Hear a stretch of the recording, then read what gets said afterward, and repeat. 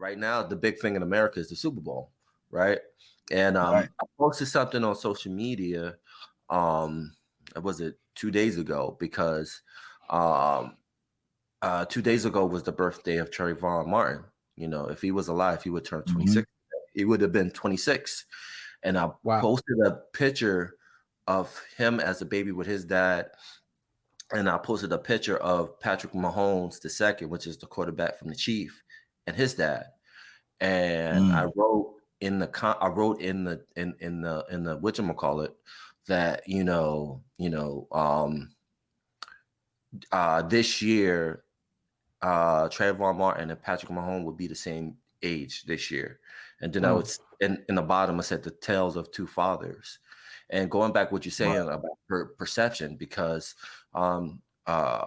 Trayvon, he was born in February. Patrick Mahomes was born in September, so it was a 6 month. So Trayvon is 6 months older than Patrick Mahomes, and so what kind of made me bring that to light is how perception plays a key role when it comes to a person of color's name, and then where they live. Because if you put those two pictures again up and see those two pictures without knowing their names, like who would you know who was who in their story? And so I want to put that out to you guys. What do you guys think about that a little bit? I'd say it's you're definitely right, but the perception, as we've mentioned before, it's just apparent. The black struggle was global. It was regardless of where you're from. Just be a darker shade of even being in India, and you're already being seen as you're being outcasted, and that doesn't relate to their caste system, because that's something that's completely different. Go to Southern America, go to Brazil, Chile, same places. I mean, you've even got is it Dominicans or Cubans who are out there? It's like, if you're dark, there was one guy that became viral during the whole BLM uplift that happened last year, saying, we hate these black people, if you're black, they're just completely going off on one. But you could tell by his nose, you've got nothing but ninja in you. You got them big white inbreathers, bro. Like, your hair's even got that little piece of curl into it.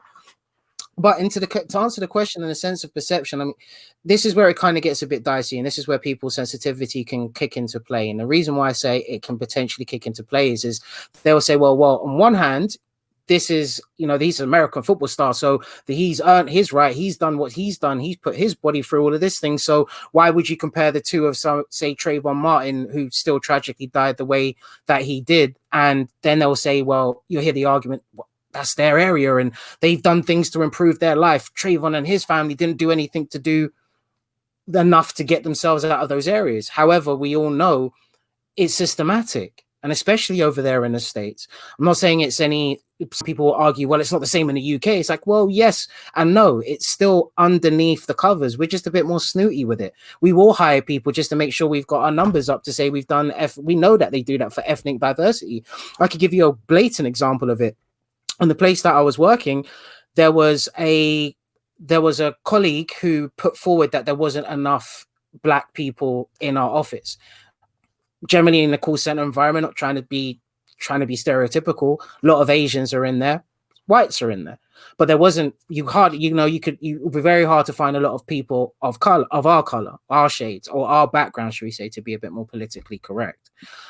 Soon as he brought that forward and tried to raise it up, tried to mention it to the person who was in charge of operations at the time, just kept on ignoring it. So in the position he was, he could go above her. So as soon as he went above her, she just lost her shit, basically, right? He lost his job. Turns out that he was in the right, so I can't say anything more onto it. But either way, he got his reparations for that treatment. Then all of a sudden, they're hiring. So there's so many different ways that it's being treated on two different sides of the field. But perception, once again, isn't what matters. It's what environment you're brought up into. Is my kind of takeaway. my kind of takeaway to all of this. And it's simply just because you could still be from, there was that, wasn't it that American football or baseball star that was pro police, and he got shot and killed by a police officer. So even sometimes the areas that you go to and you move to, the reality of the situation is you're still going to be perceived in a certain specific manner and in a way. But that's pretty much my major takeaway from it. Is it fair? No, it's not fair. But right now, what can we do? That's the ultimate question. Yeah, and I totally agree. And I just felt like it was important to put out that that my point of view on that a little bit, because I just felt like personally, I felt like that you had this one a kid whose father was was in sports already, professional sports. So he already laid the groundwork for his son to excel. And then you have another story where you have a father, people don't know too much about his story, but you can imagine he tried to do the best he can to provide the best he can do for his son. And what unfortunate events, he's no longer here. His son is no longer here. And so you have one dad that's getting ready to see his son play in a second Super Bowl. And then you have another father who's going to constantly grieve because he buried his son. Because, the mindset is that the child should bury their child before the parent bury their child. You know what I'm saying? Yeah. And so I can't relate to that, but I can empathize that feeling as being a parent, losing your child to anything, but to lose your child like that, it's savage. And also, but the thing is, I was going to just, sorry to cut, is just one of the biggest things that I've heard from over there is it doesn't matter where you are on a status level, you have to still have that. If you're black, you still have to have that talk with your kid. You have to have that talk with your kid. And how this. No, go ahead, finish. No, go stats. It's cool. That's all I wanted to pitch in. No, I think what you just said was very much true, and it's like no matter, over here, I feel that, as far as a male, a black male over here, you have to have that talk no matter who you are. You know what I'm saying? And you have, no matter where you're raised, no matter who you're around, you always have to have that talk, because once you're outside, in the world, and people look at you, they're going to see one thing. You know what I'm saying? And to me, that one thing is kind of plagiarized by what we see on television, and what was constantly drilled into our to our mindsets. You know what I'm saying? So, to even with me, when I'm walking down the block, I still get people that look at me a certain way, or you get people that will greet you in a certain way. So, and this is something that is baffling to me, but I know why it happens. I can go into an office with a suit on, you know what I'm saying, and greet someone, and watch someone greet someone else, shake their hand, how you doing? So as they see me, it's like, what's up, man? What's up, bro? And it's like, automatically it's like, you got to slap him 5. And I'm like, why is that? You know what I'm saying? Like, and it's a deep, it's a deep topic. You know what I'm saying? But basically, a lot of it is upbringing. You know what I mean? And we were talking about that. A lot of it is upbringing, because when we're kids, we don't know the difference. You know what I'm saying? We're going to greet everybody the same way. You know what I'm saying? And it's not until till you see certain things in your program, that's how this is how you start to operate. It's just like fear. You know what I mean? When you're a kid, you have no sense of fear. You don't know what that is. But it's till you do something and they're like, no, don't do that. And it's like, oh, okay. So my thing is, when does it get to the point where it's like, I'm not going to shout it out, but when does it get to the point where it's like, be scared of that man? You know what I'm saying?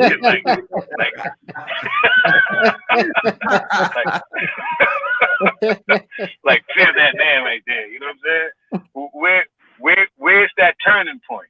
You know what I'm saying? So because that turning point came somewhere, because I'm looking at it a lot today. You know what I'm saying? And it's got to the turning point where you can be a kid that's doing what you got to do with your life, you know, in the second Super Bowl, you know what I mean, celebrating everything. Or you could be a kid that has lost your life. You know what I'm saying? But at the same day, these are still kids. Yeah. You know what I'm saying? They're still kids. And either way, you know what I mean, a kid that should be 26 should be here celebrating his 26th birthday. You know what I'm saying? Watching another 26-year-old play the second time with the Super Bowl. You know what I'm saying? Like it goes hand in hand. Right. You know what I'm saying? And until we see that, we're not really seeing anything. You know what I'm saying? We're not really. So.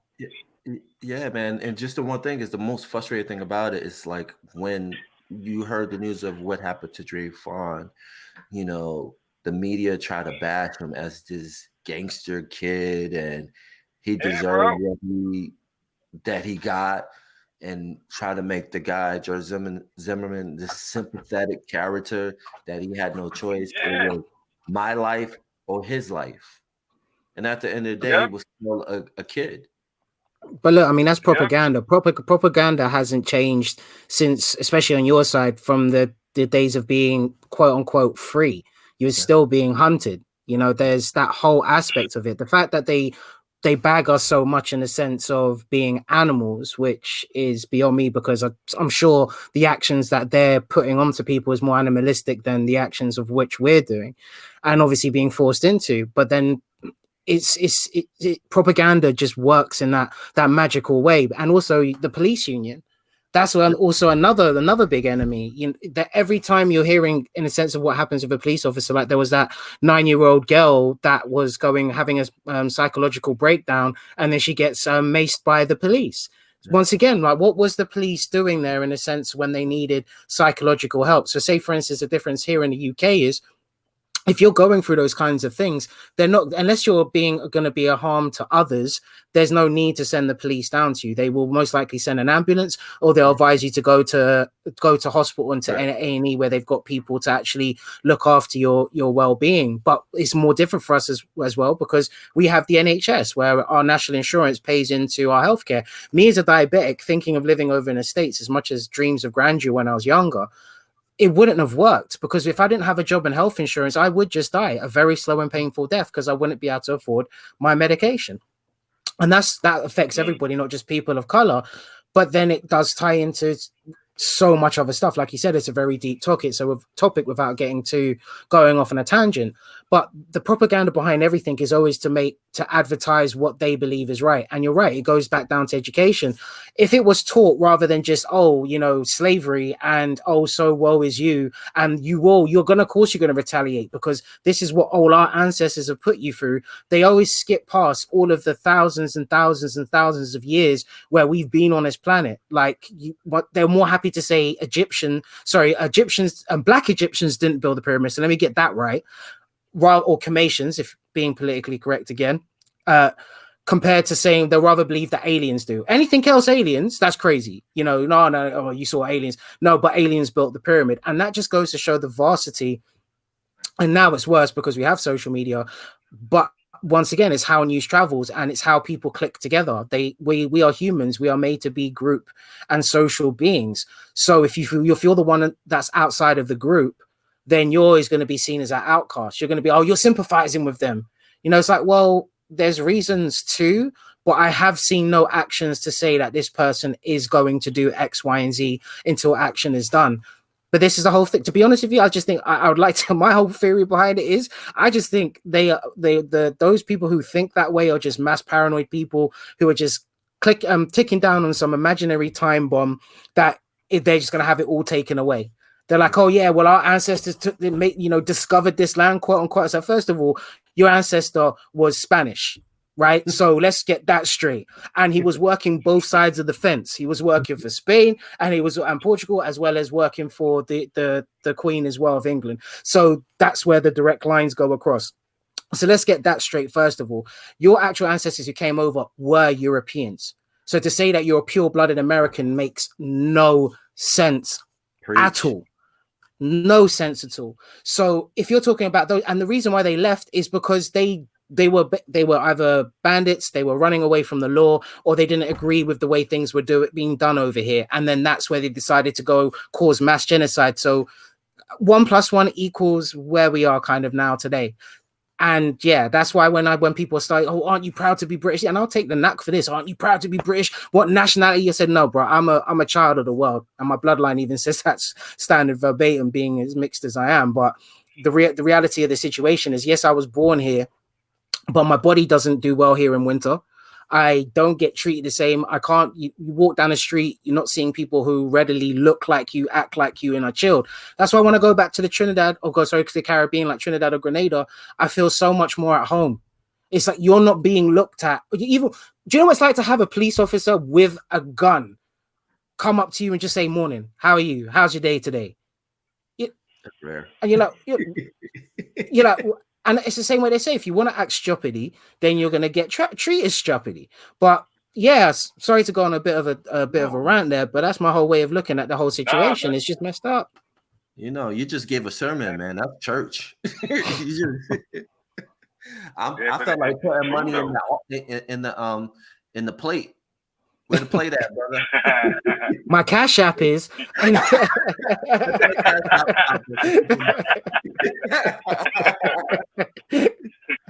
He only takes the money that he only takes the money that if it's shingles, he's not gonna take it. If it makes noise, he's not gonna take it. No. Every penny counts, bro. I ain't gonna lie to you. If you get 1 million pennies, you still made quite a lot of money. True. Hell yeah. You made a lot of money.